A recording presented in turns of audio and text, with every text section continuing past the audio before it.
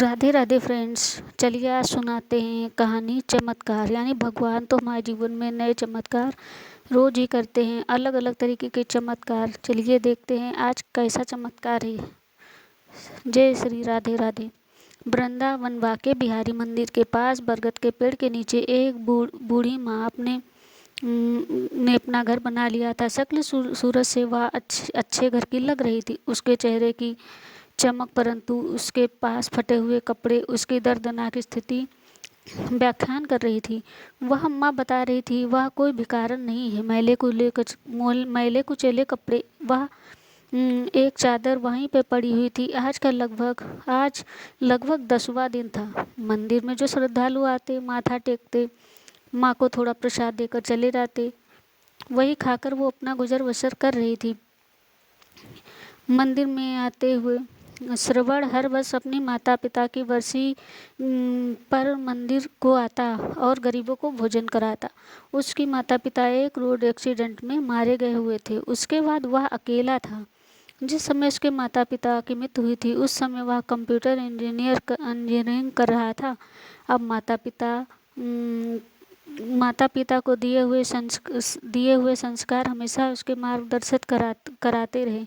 Engineering की file year के पहले के दौरान ही एक बहुत अच्छी नौकरी मिल गई। अब वह एक मल्टीनेशनल कंपनी में ऊंचे पद पर कार्य करता था। शनिवार और रविवार को अपने दोस्तों के साथ घूमने में बिता दिया करता था।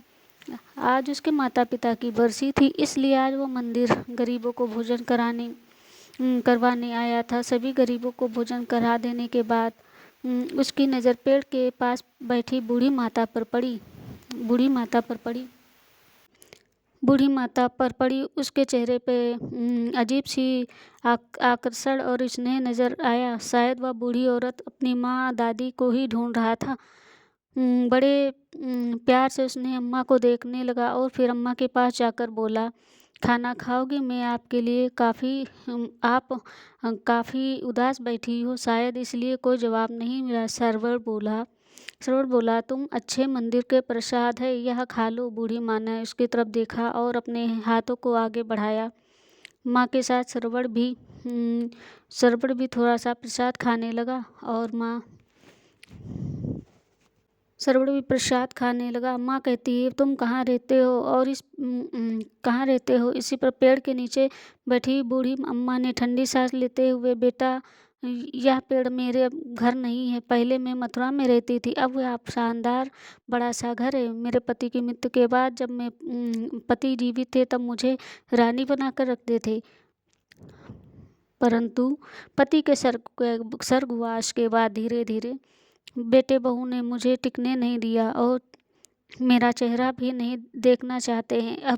अब दिन भर में मुझे बोलचाल, अम्मा आज तुम वृंदावन घूम कर लेते हो, बाके बिहारी के मंदिर चलते हैं और दर्शन करके आते हैं। मेरे बेटा मुझे अपनी कार में बिठाकर लाया था और मुझे इसी मंदिर के किनारे बिठाकर यहीं से चला गया।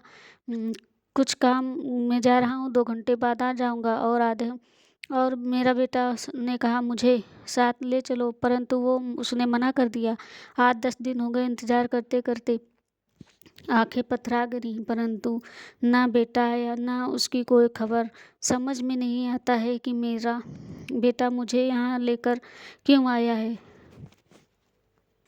क्योंकि उसकी पत्नी मुझे बिल्कुल पसंद नहीं करती। इसलिए मुझसे छुटकारा पाने के लिए उसने कान्हा जी की शरण में छोड़कर चले गए। और बूढ़ी माता की आंखों में आंसू भर गए। श्रवण का मन उसकी स्वर्गवासी दादी और माँ की छवि दोनों उभर आई।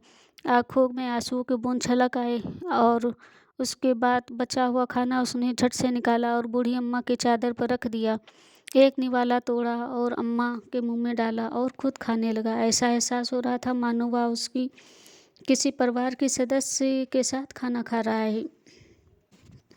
श्रवण भी माता पिता के जाने के बाद अकेला सा पड़ गया था, इसलिए घर में रहना ज़्यादा पसंद नहीं करता था। किसी दिन वो अपने घर कभी कभी तो वो अपने घर में कदम भी नहीं रखता था। घूम कर अपने दर्द को कम करने की कोशिश करता था। अम्मा मेरे साथ मेरे घर पर चलोगी? बूढ़ी अम्मा ने कहा, बेटा, मेरा अपना बेटा जिसने मैंने जिसे जन्म दिया, पाला पोसा, उसने मुझे अपना नहीं बना के रखा। मेरा ना ही कोई दूसरा और कोई उम्मीद भी नहीं है। बेटा मुझ पर दया मत करो, या बाके बिहारी की शरण में रहकर अपने जीवन को जैसे तैसे गुजार लूँगी। सर्वर बोला, यदि आप मेरे साथ रहेंगी तो मुझे अच्छा लगेगा। यकीन मानो, मुझे कोई दिक्कत नहीं होगी। मुझे आपका सहारा मिल जाएगा। दिन भर काम के बाद जब मैं लौटूंगा तो कम से कम देखने के लिए आपकी सूरत तो होगी। मेरे लिए खाना बना देना, घर की देखभाल करना, और दादी का प्यार, ठंडी छाँव मुझे मिल जाएगी। तभी अम्मा ने कहा, बेटा तुम भावनाओं में बहकर यह बात कर रहे हो, परंतु मुझे मालूम है कि 2 दिन में ही तुम मुझसे परेशान हो जाओगे। कुछ लोग कहते हैं, परंतु सभी नहीं अम्मा। जिसके सर पे माँ बाप का साया उठ जाता है वह अकेला रह जाता है। मुझसे बेहतर कौन जानता है। मेरी दादी आपकी तरह बहुत प्यारी थी, और मेरे माता पिता बहुत बहुत मेरा ख्याल रखते थे, परंतु आज कोई नहीं है। मुझे माँ और दादी की बहुत याद आती है। आपके में मुझे अपनी दादी की छवि नज़र आती है। सरवण की आंखों में अम्मा को सच्चाई नजर आई, और श्रवण ने अम्मा को अपनी बाइक पर बैठाया और अपने घर ले गया। इस घटना को आज 4 महीने हो चुके थे। श्रवण अब नियमित समय पर घर लौट आता। अम्मा के लिए खाना बनाकर अन्न अन्न अन्न अम्मा उसके लिए खाना बना के रखती, प्रतीक्षा करती। और सुबह श्रवण के उठने से पहले अम्मा कान्हा जी की पूजा कर लिया करती, श्रवण को नाश्ता कराती, खाना बना कर देती। श्रवण उसे अपनी दादी माँ और सच्चा प्यार देता। एक दूसरे के साथ पाकर दोनों बहुत खुश थे। उसी रात श्रवण काफ़ी देर तक सोया नहीं। अगले दिन जब सुबह ऑफिस जाने का समय हुआ तब उसको नींद आई। उसकी नींद नहीं पूरी हुई थी। अचानक श्रवण के माथा ठंडा, उंगलियां स्पर्श महसूस की। उसे ऐसा हुआ कि जैसे माँ उसे बहुत प्यार से जगा रही थी। जब वह स्पर्श उसने अपने चेहरे पर महसूस किया तो वो नींद से जग गया, और उसने आंखें खोली तो देखा सामने अम्मा पूजा करने के बाद खुशबू भरे हाथों से उसका माथा और बाल सहला रही थी। जब उसकी माँ हमेशा किया करती थी। उसकी माँ श्रवण ने अम्मा के हाथ में हाथ लेकर हाथों को चूमा और वापस उसके हाथ पर उसका माथा रख दिया और बोला, अम्मा आपका आशीर्वाद मुझे जीवन भर के लिए चाहिए। अम्मा ने भीगी आंखें बंद करके कान्हा को धन्यवाद किया और श्रवण से मिलाने के लिए धन्यवाद कहा। ऑफिस जाने का समय हो गया था। फिर श्रवण बोला, अम्मा मैं अपने दोस्तों के साथ मिलकर एक छोटी सी फैक्ट्री खोलने का फैसला किया है। आज मैं ऑफिस नहीं जाऊंगा। इस पर फैक्ट्री की शुरुआत करनी है। आज 11 बजे हम फैक्ट्री की पूजा करेंगे। आप तैयार हैं ना? सुनकर अम्मा बहुत खुश हुई और बोली, बेटा तुमने बिल्कुल सही फैसला लिया है। वक्त के साथ भगवान का आशीर्वाद से तुम्हारी छोटी सी फैक्ट्री बड़ी फैक्ट्री में बदल जाएगी। मुझे यह पूरा विश्वास है। मेरा आशीर्वाद हमेशा तुम्हारे साथ है। ऐसा कहते हुए आंखों में आशा की एक नई किरण दिखने लगी। श्रवण ने अपने दोस्तों के साथ मिलकर फैक्ट्री खड़ी कर दी, और फैक्ट्री में अच्छे गुणवत्ता के उत्पादन और सभी मेहनत के कारण फैक्ट्री की प्रगति बहुत तेजी से संभव थी। अम्मा और अपनी ज़िंदगी में इतनी व्यस्त हो गई, बात करने का समय नहीं मिलता। अब मेरी निगाह में एक लड़की है, सरिता, जो मुझे बहुत पसंद है, लेकिन मैं उससे बात नहीं कर सकता। सरिता श्रवण की माँ की सहेली की बेटी थी, जो पढ़ाई पूरी करने के बाद शहर नौकरी कर रही थी। श्रवण उससे मुलाकात कभी कभार हो जाती थी। श्रवण सरिता का स्वभाव से बातचीत करने के तरीके से बहुत अच्छा लगता था। अम्मा श्रवण के साथ सरिता के घर गई और माता पिता से श्रवण की बात कर ली। सरिता की शादी का प्रस्ताव रख दिया। सरिता के पिता ने तुरंत ही हाँ कर दी। फिर कुछ ही दिनों बाद श्रवण सरिता को दुल्हन बनाकर अपने घर ले आया। अम्मा से गुण और स्नेह से बहुत प्रभावित थी। उसे प्यार से श्रवण की अम्मा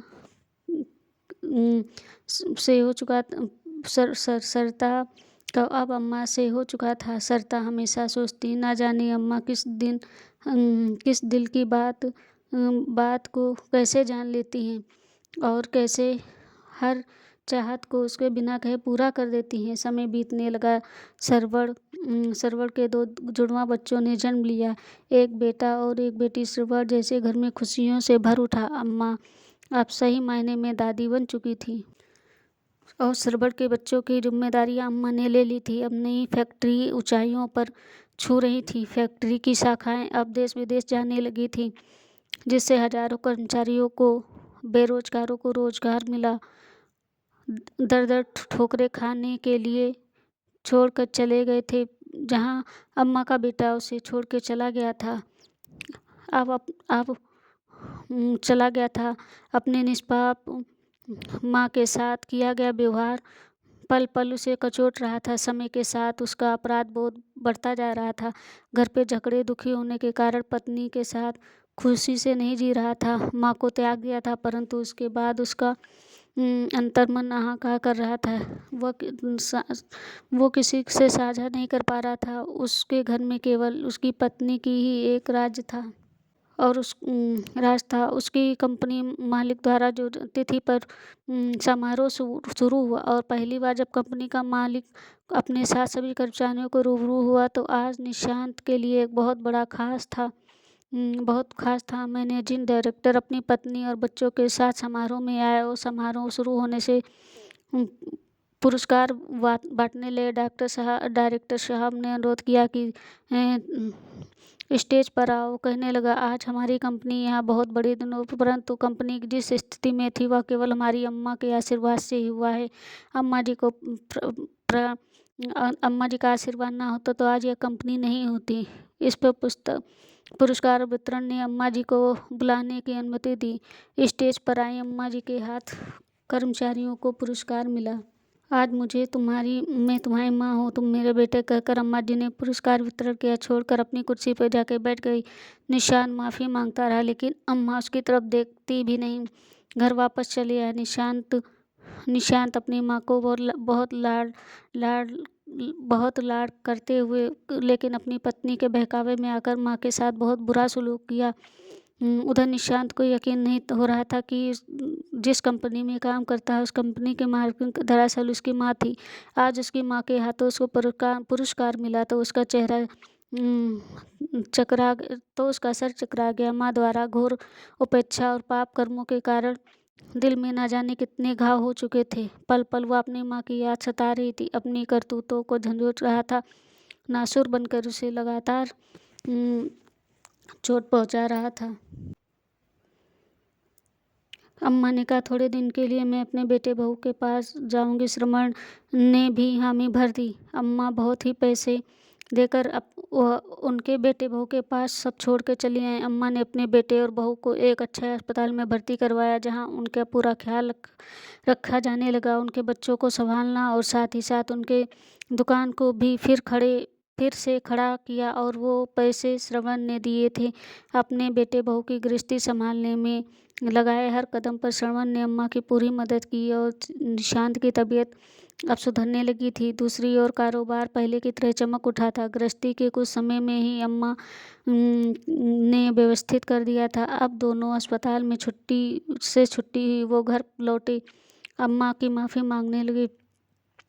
वो अपने किए पर शर्मिंदा थे। अम्मा की बहू बोली, अम्मा जी, हमने आपको घर से निकाल दिया, इस घर की लक्ष्मी बनकर आई हैं। अम्मा जी, आप समझ नहीं पाए, हम लोग आपका अनादर किया और हमारी अम्मा के पैर पकड़ के माफ़ी मांगी, दोनों को माफ़ कर दिया और अपने पोती पोती के साथ खूब दुलार से रहने लगी। वहाँ रहने के बाद अम्मा दोनों की तबीयत ठीक हो चुकी थी, गृहस्थी संभाल सकते थे, खूब अच्छे दुकान चलने लगी।